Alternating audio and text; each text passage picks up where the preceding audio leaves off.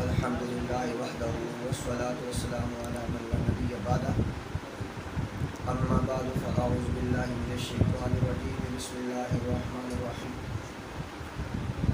قال اللہ عز وجل فی القرآن یا ایہا الذین آمنوا کتب علیکم الصیام کما کتب علی الذین من قبلکم لعلکم تتقون صدق اللہ العظیم۔ آج کے درس قرآن کا موضوع رمضان میں کن کاموں کو کیا جائے اور کن کاموں سے اجتناب کیا جائے۔ قرآن و سنت میں اللہ رب العزت نے جن کاموں کے کرنے کا حکم فرمایا اور جن کاموں سے اللہ رب العزت نے ہمیں منع فرمایا، اللہ سے دعا ہے کہ اللہ ہمیں کرنے کے کاموں کی توفیق عطا فرمائے اور جو کام نہیں کرنے والے ہیں ان سے بچنے کی توفیق عطا فرمائے۔ میرے محترم بھائی دوستو، میرے محترم ساتھیوں، کام تو بہت سے ہیں جن کو کیا جائے، لیکن ان کاموں میں سے آج نشست میں آپ کے سامنے چند کام بیان کروں گا، اور جن کاموں سے اجتناب کیا جائے۔ پوری قرآن و سنت نے بہت سے کاموں سے ہمیں منع کیا ہے، سارے تو نہیں بتلائے جا سکتے، انشاءاللہ اگلی نشستوں میں آپ کو تھوڑے تھوڑے کر کے انشاءاللہ آپ کو بتلائیں گے۔ رمضان میں کرنے کے کام کون کون سے ہیں؟ سب سے پہلا کام رمضان میں مجھے اور آپ کو کیا کرنا چاہیے، بلکہ ہمارے حکمرانوں کو، رعایا کو، امیروں کو، غریبوں کو، وزیروں کو، فقیروں کو، تاجروں کو، سیاستدانوں کو، یعنی سب کو ان کاموں کو کرنا چاہیے۔ یہ تو خاص ہے کہ جو کام میں نے آپ کو بتلانے ہیں قرآن و سنت کی روح سے، ان کاموں کو ہم کریں۔ سب سے پہلی بات، ماہ رمضان میں تلاوت قرآن پاک کی کثرت کریں، تلاوت قرآن پاک کی کثرت کریں۔ اللہ کے رسول صلی اللہ علیہ وسلم فخر موجودات حبیب کائنات شفیع المذنبین رحمۃ للعالمین، جس کی تھوک میں خوشبو، پسینے میں خوشبو، بعض روایات کے مطابق آپ کے بول و براز میں خوشبو، فرماتے ہیں اللہ کے نزدیک سب سے بہترین عبادت تلاوت قرآن پاک ہے۔ سب سے بہترین عبادت تلاوت قرآن پاک ہے۔ ہمیں قرآن پاک کی خوب تلاوت کرنی چاہیے، کثرت سے قرآن پاک کی تلاوت کرنی چاہیے۔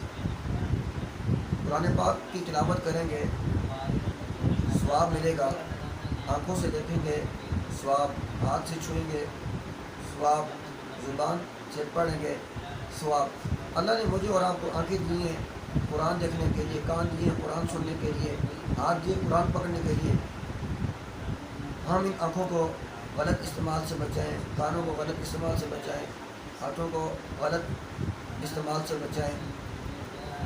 تو میرے بھائی دوستو، ہم تلاوت کی کثرت کریں۔ اس پر آپ کا ایک واقعہ ذکر کرتا ہوں۔ ایک عربی جاتی رحمۃ اللہ علیہ، ان کو قرآن کی تلاوت نہیں آتی تھی، لفظوں کے ساتھ قرآن پڑھنا نہیں آتا تھا، یعنی انہوں نے قرآن پڑھا ہی نہیں تھا۔ وہ عربی جاتی رحمۃ اللہ علیہ کسی بزرگ کی نشست میں چلے، مجلس میں چلے گئے۔ بزرگ نے اپنے بعد میں ایک بات کہی کہ جو لوگ قرآن نہیں پڑھتے ان کو میری درخواست ہے کہ وہ قرآن کی تلاوت کریں، اور جن لوگوں کو قرآن پڑھنا نہیں آتا، جنہوں نے قرآن سیکھا نہیں، قرآن پڑھا نہیں، ان لوگوں کو چاہیے کہ وہ باوضو ہو کر قرآن کی ہر آیت پر بسم اللہ الرحمن الرحیم کی تلاوت کریں، تو اللہ تعالیٰ اس کو قرآن پڑھنے کا ثواب عطا فرمائیں گے۔ عربی جاتی رحمۃ اللہ علیہ نے یہ بات سنی بزرگ سے، جا کر یہ عمل شروع کیا، ہر آیت پر بسم اللہ کی تلاوت کرتے تھے۔ مرنے کے بعد کسی کو خواب میں ملے، کیا بنا؟ کہنے لگے اللہ نے میری اسی ادا پر بخشش کر دی۔ دیکھو، ایک بندہ قرآن نہیں سیکھا، بندے نے قرآن نہیں سیکھا، آیت پر بسم اللہ کی تلاوت کرے گا اس کو آیت کے برابر ثواب ملے گا۔ اللہ کی رحمت و وعدی دیکھتی کہ میرا بندہ کسی نہ کسی طریقے سے میری طرف آ جائے، ہم بدبخت بنے ہوئے ہیں پھر بھی اللہ کی طرف نہیں جاتے، کتنے بڑے افسوس کی بات ہے۔ سب سے پہلی بات بھائی دوستو، ہم تلاوت کی کثرت کریں، خوب تلاوت کریں، اللہ خوش ہوں گے، اللہ راضی ہوں گے۔ دوسری بات، ہم تراویح کا اہتمام کریں، تراویح کا، کیونکہ اکثر ہمارا معاشرہ، ہمارے نوجوان چھوٹے بڑے جو ہے تراویح میں غفلت کرتے ہیں۔ اللہ رب العزت نے یہ سال میں ایک مرتبہ مہینہ ہمارے لیے مقرر کیے ہے، یہ ہمارے پاس اللہ کا آیا ہوا مہمان ہے، ہم اس مہمان کی قدر کریں۔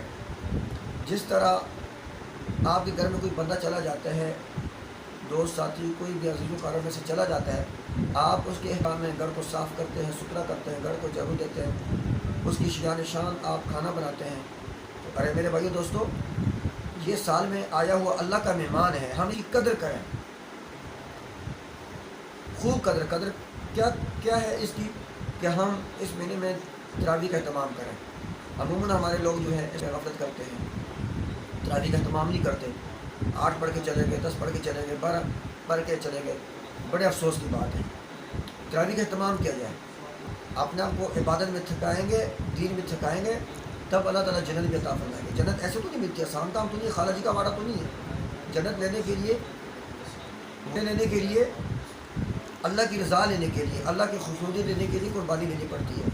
میرے مربی محسن پیر و مرشد اللہ علم و عمل میں زندگی میں قرآن رحمت نازل فرمائے، حضرت صاحب فرمایا کرتے ہیں، جتنی تمہاری قربانی اتنی خدا کی مہربانی ہے، اس کی محبت کا شربت ہے لسانی، اس کائنات کی ہر چیز ہے فانی۔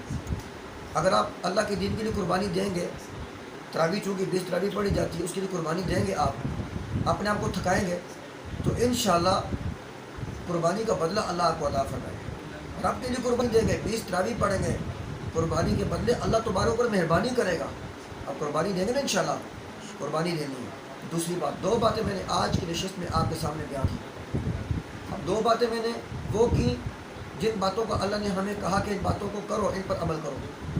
اب 2 باتیں ایسی بتلاتا ہوں جن کاموں سے اللہ رسول منع کیا، کہ روزے کی حالت میں ہمیں کن کاموں سے بچنا چاہیے، کن کاموں سے اجتناب کرنا چاہیے۔ وہ کام کون کون سے؟ بے شمار کام ہے، بیشتر کام ہے کہ اللہ نے ہمیں بیشتر کاموں سے منع کیا، بے شمار اللہ نے ہمیں برائیوں سے منع کیا، لیکن ان کاموں میں سے 2 کام کرنے کے، 2 کام نہ کرنے کے۔ دوسرا کام جو نہیں کرنے کا ہے، سب سے پہلے روزے کی حالت میں جھوٹ سے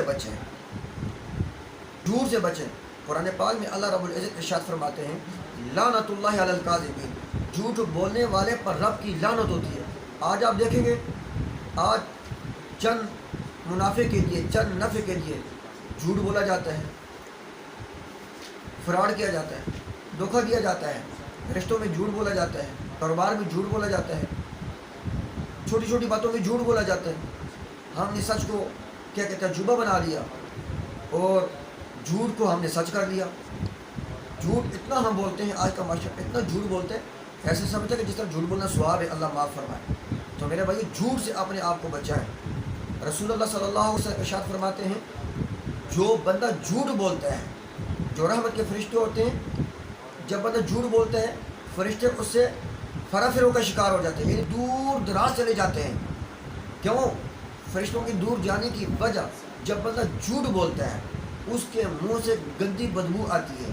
جب گندی بدبو آتی ہے، اللہ کے رسول نے فرمایا، فرشتے دور چلے جاتے ہیں، کیونکہ فرشتے جو ہے رحمت کے فرشتے ہوتے ہیں۔ ہم ویسے بھی اس کے علاوہ بھی مسجد میں جائیں، ایسی کھا کر مت جائیں جس سے فرشتوں کو تکلیف، ساتھ والوں کو تکلیف۔ ہم دوسروں کی استراحت کا ذریعہ بنیں، دوسروں کی راحت کا ذریعہ بنیں۔ تو جھوٹ بولنے سے بندے کی منہ سے بدبو آتی ہے، بدبو جب نکلتی ہے تو فرشتے جو رحمت کے وہ دور چلے جاتے ہیں۔ تو روزے کی حالت میں ہم اپنے آپ کو جھوٹ سے بچائیں، روزے کی حالت میں جھوٹ سے بچیں، بلکہ پورا سال، ساری زندگی ہم عزم کریں کہ ہم نے جھوٹ نہیں بولنا۔ مر سکتے ہیں، کر سکتے ہیں، جان جا سکتی ہے، اللہ جھوٹ نہیں بولیں گے، کسی مسلمان کے ساتھ جھوٹ نہیں بولیں گے۔ ایک جھوٹ کے پیچھے 100 جھوٹ بولنا پڑتا ہے۔ اللہ کے رسول صلی اللہ علیہ وسلم ارشاد فرماتے ہیں، الصدق ینجی والکذب یہلک، حدیث کا مفہوم، سچ نجات دیتا ہے، جھوٹ ہلاک کرتا ہے۔ پہلی بات میرے بھائیوں دوستوں مسلمانوں، جھوٹ سے اپنے آپ کو بچائیں۔ دوسری بات غیبت آج تو اللہ معاف فرمائے، غیبت ہمارے خاندانوں میں، بستیوں میں، شہروں میں، قبیلوں میں ٹکا کر ہوتی ہے، ٹکا کر غیبت کی جاتی ہے۔ خاص طور پر عورتیں، جہاں دو چار عورتیں بیٹھی مل جائیں تو بس دو گھروں کو آگ اس نے ضرور لگانی ہے، آگ ٹکا کر لگانی ہے۔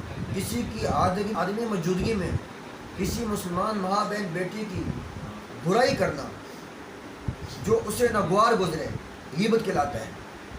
کسی مسلمان کی آدمی موجودگی میں اس کی برائی کرنا، اگر اس کو پتہ چل جائے جس کی برائی کی جا رہی ہے، اس کو پتہ چل جائے اسے برا لگے، غیبت کہلاتا ہے۔ رسول اللہ صلی اللہ علیہ وسلم ارشاد فرماتے ہیں الغیبۃ اشد من الزنا، غیبت کا جو گناہ ہے زنا سے بھی زیادہ سخت ہے۔ اللہ ہمیں غیبت سے بچنے کی توفیق عطا فرمائے۔ اور قرآن پاک میں اللہ رب العزت ارشاد فرماتے ہیں جس کا مفہوم ہے کہ جو بندہ غیبت کرتے ہے وہ ایسا ہے جیسے اپنے جو ہے بھائی کا گوشت کھاتا ہے، گوشت کھاتا ہے۔ اور غیبت کرنے والوں کا انجام اور بھی بیشتر احادیث میں آیا ہے۔ معراج کے موقع پہ اللہ کے رسول تشریف لے گئے، غیبت کرنے والوں کا انجام بڑا عجیب و غریب طریقے سے، وہ بھی لمبی چوڑی احادیث ہے انشاءاللہ۔ پھر اور بھی جو کام ہیں جن کاموں سے اللہ نے ہمیں منع کیا وہ میں آپ کو بتلاؤں گا۔ آج کے نشست میں آپ کے سامنے دو باتیں کرنے کی، دو باتیں نہ کرنے کی۔ پہلی بات کرنے والی تلاوت کی کثرت کرنی ہے، تراویح کا اہتمام۔ دوسری بات کیا کرنی ہے، جو کام نہیں کرنے کے، جھوٹ سے اجتناب، غیبت سے اجتناب۔ اللہ سے دعا ہے کہ اللہ ہم سب کو